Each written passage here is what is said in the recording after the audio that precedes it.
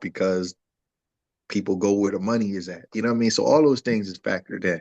It's going to be tough.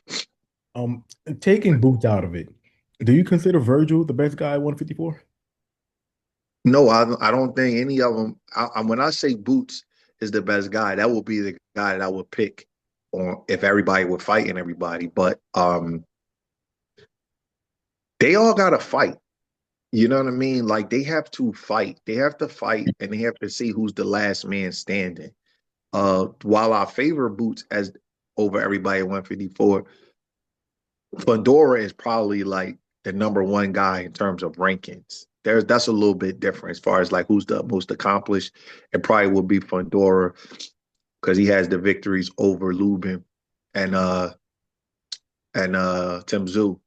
But I would favor Boots over everybody else. So no, I don't think I think Virgil has to prove himself. Virgil has an excellent one. You don't think he proved himself a little bit? Boachuk and Madrimov. I think Virgil is an excellent fighter, and he's one of the top guys at 154. And I'm not critical of fighters. I don't like to nitpick fighters, but I want to be honest when I say this. If Boots has struggled with Boacek as bad as Virgil did and get dropped twice, get a controversial decision, he will be crucified to the stakes.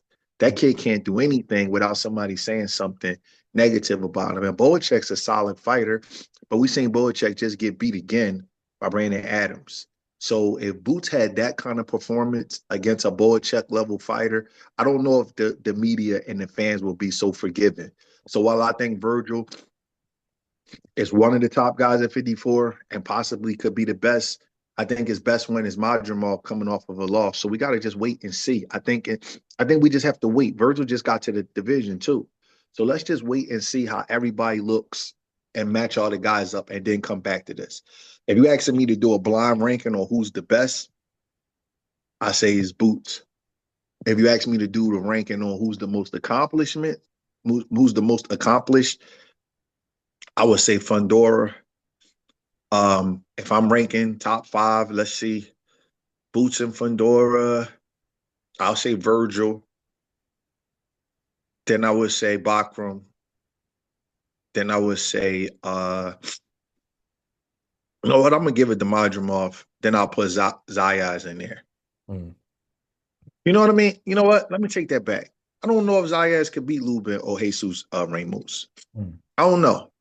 I don't know. You know what I mean? Like I said, sometimes we just gotta these guys gotta fight, you know. So I don't know. You know, Jesus Ramos is still in the picture. I'm thinking out loud. Wait a minute.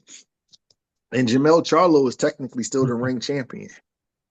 So Well, let these guys figure it out. You know what I mean? Because I don't. It's hard to say. I just remember that Charlo's still the ring champion at 154. He never lost the ring championship because he lost to Canelo at 168. So you got to respect that. Let's just see. is is Virgil, and, I gotta kind of have to talk about Virgil a little bit, but is he, and I personally think he's like the best guy at 154, but is he the guy to really push Boots though? I don't know. I like Virgil a lot. I think he's an excellent fighter, but in some fight times I could see clearly, like Canelo and Crawford, and in some fights that are hard for me to pick, like uh Devin Haney and Brian Norman. Virgil and Boots is not hard for me to pick. I think Boots. I think Virgil. I think Boots is just all wrong for Virgil. Mm. I think the way Virgil even holds his hands, the way he tries to throw everything hard. Um, I just think that Boots just is just a bad style matchup. Too talented, too strong, punches too hard, too twitchy, too much stamina, too active, too much of a dominating jab, too good of a body puncher, too good at punching in exchanges. Well, damn. I'm telling you, I'm telling you right now, he gonna look like $1 million in that fight, and then unfortunately for Virgil, everybody's gonna say bad things about him. You know what I mean? And say he wasn't that good. That's what fans and media do. Instead of saying he was wrong, they start discrediting and shitting on the guy because he disappointed them because they picked him. So instead of just saying, you know what, man, I got that wrong, then they start discrediting him. Excuse me. They start discrediting his whole career. I think it's a horrible style matchup for him. I do. And I'm standing on it. If they're in the form that they in now, he is going to pick him apart. It's things that Virgil do. First of all, he's not walking Boots down.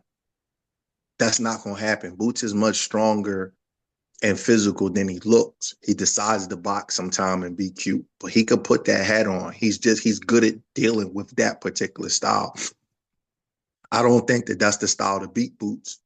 A guy just trying to bully him. You know what I mean? And Virgil ain't gonna outbox him. Let's just be honest. He's not gonna outbox him. The kid is too long, too snappy. His jab is too good, and he's too twitchy. So he's gonna have to bring the fight. And I think he's gonna get. I mean, You think he'll get stopped? yeah, I think he stop. I think the corner gonna stop the fight. I think it's gonna be just so brutal. Boots is meaner than he appears. I know he don't curse and he don't talk crazy and do a lot of like, try to like be an intimidator, but he's a mean kid. I think he enjoys beating on people, but he just don't come off that way. So we kind of Sugar Ray Leonard was a killer, but he smiled a lot. So everybody didn't realize what he was until he got those big fights. I'm telling you, the kid is mean. I think there's going to be a corner stoppage somewhere between 6 and 8, and they're just going to say, man, it ain't worth it.